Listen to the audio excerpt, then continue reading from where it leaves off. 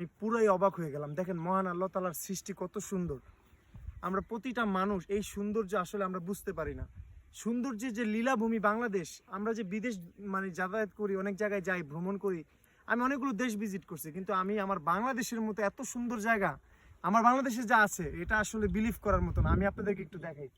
আপনারা যদি আমার বাম সাইডটাতে দেখেন, এই পাশের প্রকৃতিটা দেখেন কত সুন্দর। এখানে যে গাছগুলো আছে, গাছগুলো খুবই একদম সবুজ, মায়া একদম ঘেরা একবারে। আর এই আমার রাইট সাইডে যে গাছগুলো আছে, এটাতে যে রোদের যে একটু হালকা ছানি আসতেছে, তারপর এই লুকিংটা এত সুন্দর যে এটা কোনোভাবে আপনাদেরকে বলে বোঝানো যাবে না।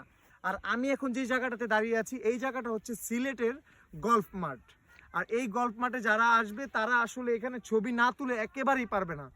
আমি আপনাদেরকে যদি এই দিকটা একটু দেখাই, এই পাশে হচ্ছে আপনার হচ্ছে চায়ের বাগান।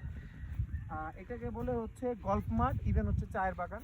তারপর আবার ঝাউবন আছে। তো এখানে আদার্স অনেকগুলো সাইট আছে, কিন্তু এখানে দেখেন এত